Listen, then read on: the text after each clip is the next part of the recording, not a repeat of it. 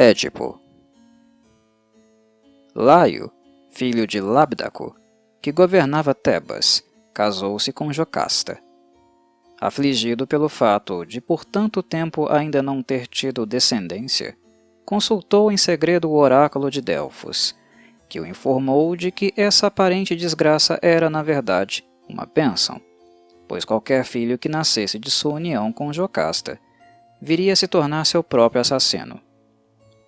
Ele, portanto, passou a recusar Jocasta, sem contudo lhe dar nenhuma explicação, o que a ofendeu sobremaneira, até que certa noite, após embebedá-lo, ela conseguiu retornar aos seus braços.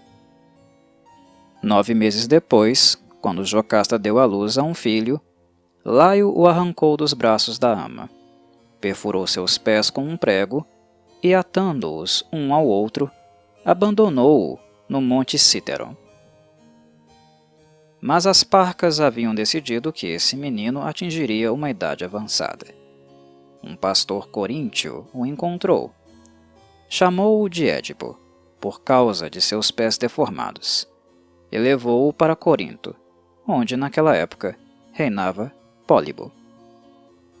Conforme outra versão da história, Laio não abandonou Édipo na montanha, mas o trancou numa arca, que foi embarcada num navio e atirada ao mar.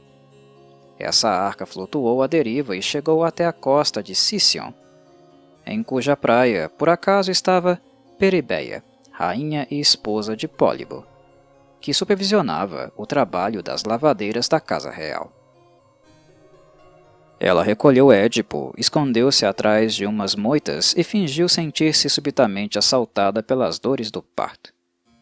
Como as lavadeiras estavam demasiado ocupadas para observar o que estava acontecendo, ela as enganou a todas, fazendo-as acreditar que acabara de dar à luz àquela criança. Mas Peribeia disse a verdade a Pólibo, o qual, como não tinha descendência, concordou em adotar Édipo como filho. Um dia, escarnecido por um jovem coríntio que lhe dissera que ele não se parecia em nada com seus supostos pais, Édipo foi perguntar ao oráculo de Delfos o que lhe havia reservado o futuro. «Afaste do altar, miserável!» gritou em desgosto a pitonisa. «Você matará o seu pai e esposará a sua mãe.» Como Édipo amava Pólibo e Peribeia, e não desejava infligir-lhes sofrimento algum, decidiu deixar Corinto para sempre. Mas o acaso fez com que ele, no estreito desfiladeiro entre Delfos e Daulis, se encontrasse com Laio, que lhe ordenou brutalmente que saísse do caminho para deixar passar seus superiores. Édipo então replicou que ele não reconhecia outros superiores que não fossem os deuses e os seus próprios pais. Cabe esclarecer que Laio estava numa carruagem e Édipo a pé. «Pior para você!» gritou Laio e ordenou a seu cocheiro, Polifontes, que seguisse adiante. Uma das rodas passou por cima do pé de Édipo, que, tomado pela fúria, matou Polifontes com sua lança. Em seguida derrubou Laio, que ficou preso nas rédeas e, fustigando os cavalos, fez com que o arrastassem até a morte. O rei de Pláteas encarregou-se de ambos os funerais. Laio havia se dirigido ao oráculo para perguntar-lhe como poderia livrar Tebas da esfinge. Este monstro fêmeo era filho de Tífon e Equidna, ou, segundo outra versão, do cão Ortro e da Quimera, e havia chegado a Tebas vindo dos confins da Etiópia. Sua aparência era notável, pois tinha rosto e busto de mulher, corpo de leão, cauda de serpente e asas de águia. Era enviar a esfinge havia pouco tempo a Tebas como castigo porque Laio havia raptado, em Pisa, um jovem chamado Crisipo. O monstro se instalara no Monte Fício, próximo à cidade, e a cada viajante tebano que por ali passasse ela propunha um enigma que lhe havia sido ensinado pelas 3 musas. Que criatura, de uma só voz, Às vezes tem 2 pés, às vezes 3, às vezes 4. E quanto mais pés tiver, mais fraco é? Quem não conseguisse resolver o enigma era devorado no ato. E entre tais desafortunados estava Ammon, sobrinho de Jocasta, o qual a esfinge, na verdade, transformou em Aimon, ou sanguinário. Édipo, que se aproximara de Tebas logo após haver matado Laio, adivinhou a resposta. O homem respondeu: pois engatinha na infância, mantém-se firme sobre os pés na juventude e se apoia numa bengala na velhice. A esfinge mortificada atirou-se do alto do monte Fício e destroçou-se vale abaixo. Em gratidão, os tebanos aclamaram Édipo rei, e ele se casou com Jocasta, ignorando que fosse sua mãe. Tebas foi então assolada pela peste, e consultado uma vez mais, o oráculo de Delfos respondeu: expulsem o assassino de Laio. Édipo, que não sabia com quem havia se encontrado no desfiladeiro, amaldiçoou o assassino de Laio e o condenou ao desterro. O cego Tiresias, o mais famoso adivinho da Grécia naquela época, solicitou uma audiência com Édipo. Contam que Atena, que o havia privado da visão por tê-la inadvertidamente surpreendido enquanto se banhava numa fonte, comoveu-se com a súplica de sua mãe Cáriclo, e tirando de sua égide a serpente de Erictônio, deu-lhe a seguinte ordem: limpe com sua língua os ouvidos de Tiresias, para que ele possa compreender a profética linguagem dos pássaros. Contam ainda que certa vez, no Monte Silene, Tiresias teria visto 2 serpentes em plena cópula. Ao ser atacado por elas, ele as golpeou com seu bastão e matou a fêmea, tendo sido imediatamente transformado numa mulher e se tornado uma célebre meretriz.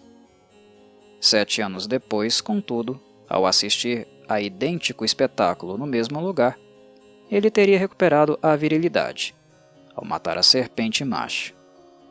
Há ainda uma outra versão segundo a qual, quando Afrodite e as 3 Cárites, Pasiteia, Calé e Eufrosina, discutiam sobre qual delas era a mais bonita, Tiresias outorgou o prêmio a Calé, motivo pelo qual Afrodite o transformou no mesmo instante numa velha. Mas Calé levou-o consigo para Creta e deu-lhe de presente uma bela cabeleira. Alguns dias mais tarde, Hera começou a repreender Zeus por suas inúmeras infidelidades. Ele se defendeu, alegando que, de qualquer modo, ao partilharem o leito, era ela, de longe, quem mais desfrutava. As mulheres, é claro, gozam do ato sexual infinitamente mais do que os homens, disse ele fanfarrão. Que bobagem! Gritou Hera. É justamente o contrário. E você sabe muito bem disso. Tiresias, chamado para arbitrar a disputa com base em sua experiência pessoal, disse-lhes: se o prazer do amor for dividido por 10, uma única parte caberá ao homem, e 9 à mulher. O sorriso triunfante de Zeus de tal modo encolerizou Hera, que ela acabou cegando Tiresias. Zeus, porém, compensou-o com a visão interior e uma vida que haveria de durar 7 gerações. Tiresias então se apresentou na corte de Édipo, apoiando-se no bastão de madeira de cornizo, com o qual lhe presenteara Atena, e revelou a Édipo a vontade dos deuses, que a peste cessaria somente se um homem semeado morresse em benefício da cidade. O pai de Jocasta, Meneceu, um dos que haviam brotado da terra quando Cádimo semeou os dentes da serpente, atirou-se prontamente do alto das muralhas, e Tebas inteira elogiou sua cívica abnegação. Meneceu agiu muito bem, anunciou Tiresias. e a peste cessará. Embora os deuses tivessem em mente um outro homem semeado, da terceira geração, pelo fato de ter ele matado o próprio pai e se casado com sua mãe. Saiba, rainha Jocasta, que esse homem é seu marido Édipo. A princípio, ninguém deu ouvidos a Tiresias, mas em pouco tempo suas palavras foram confirmadas por uma carta de Peribeia, de Corinto, na qual se lia que a súbita morte do rei Pólibo permitia-lhe agora revelar as circunstâncias da adoção de Édipo, o que fez com detalhes irrefutáveis.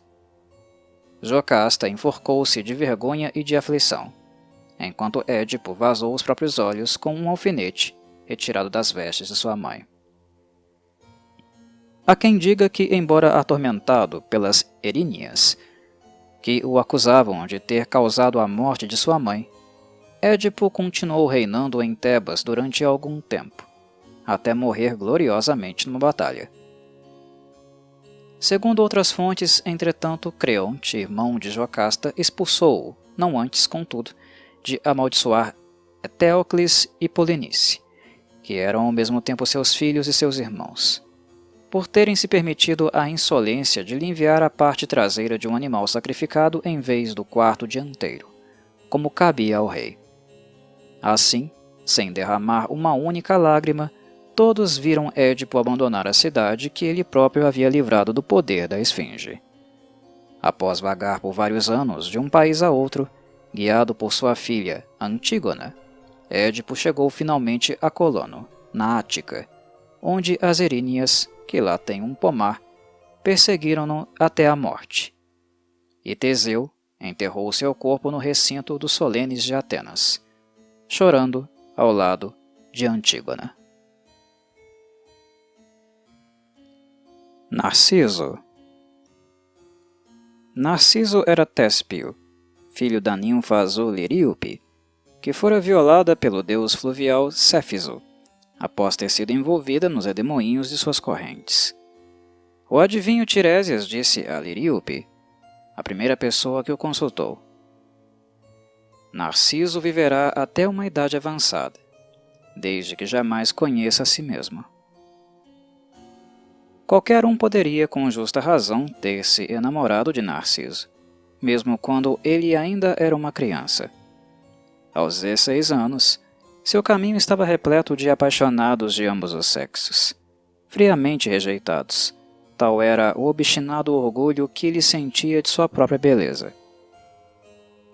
Entre os que não tiveram correspondido à sua paixão, estava a ninfa Eco, que já não podia fazer uso de sua voz exceto para repetir, tolamente, os gritos dos outros. Um castigo por ter entretido Hera com longas histórias enquanto as concubinas de Zeus, as ninfas da montanha, escapavam de seu olhar ciumento. Um dia, quando Narciso saiu para caçar cervos, Eco o seguiu furtivamente por um bosque sem sendas, desejando falar-lhe, mas a maldição de Hera só lhe permitia repetir palavras alheias. Finalmente, Narciso, vendo que havia se distanciado de seus companheiros, gritou: Há alguém aqui? Aqui? Repetiu Eco, surpreendendo Narciso, pois não havia ninguém à vista. Venha! Gritou Narciso, olhando em volta. Venha! Tornou a repetir a ninfa. Por que foge de mim? Perguntou Narciso. Foge de mim? Juntemo-nos aqui, sugeriu o belo jovem. Juntemo-nos aqui? Repetiu Eco, e correu alegremente para abraçar Narciso. Mas ele a apartou bruscamente e se distanciou. Prefiro morrer a desejar que fique comigo, gritou ele. Fique comigo, suplicou Eco. Mas Narciso foi-se embora, e ela passou o resto da vida em vales estreitos, profundos e solitários, consumindo-se de amor e mortificada, até que dela nada mais restasse além da voz. Um dia Narciso mandou uma espada a Amênias, o seu mais tenaz pretendente, cujo nome foi atribuído a um rio, tributário do Elisson, que desemboca no Alfeu. Amênias se matou com ela no umbral de Narciso, implorando aos deuses que vingassem a sua morte. Ártemis escutou a súplica e fez com que Narciso se apaixonasse, negando-lhe, entretanto, a consumação de seu amor. Em Dónacon, na Téspia, ele chegou a ter um riacho claro como a prata, e nunca perturbado por gado, pássaros ou feras, nem sequer pelos ramos inclinados das árvores que o sombreavam. Ao inclinar-se exausto sobre a margem verdejante para saciar a sua sede, ele se apaixonou pelo próprio reflexo. No início, Narciso tentou abraçar e beijar o belo jovem que via diante de si, mas, aos poucos, deu-se conta de que era ele mesmo, e permaneceu horas a fio extasiado, contemplando a própria imagem. Como poderia ele suportar o fato de possuir e não possuir ao mesmo tempo? A dor o consumia, mas ele se regozijava em seu tormento, sabendo pelo menos que o seu outro eu lhe seria sempre fiel, não importa o que acontecesse. Embora Eco jamais tenha perdoado Narciso, ela se compadeceu dele e repetiu compassivamente: "Ai, ai", enquanto ele cravava uma adaga no peito e também finalmente: "Ah, jovem amado em vão, adeus", quando ele expirou. Seu sangue encharcou a terra, e ali nasceu o narciso branco, com sua corola vermelha, do qual se extrai um bálsamo curativo, em Queroneia, indicado para afecções dos ouvidos, embora costume dar dor de cabeça, e como vulnerário, bem como para curar ulceração produzida pelo frio.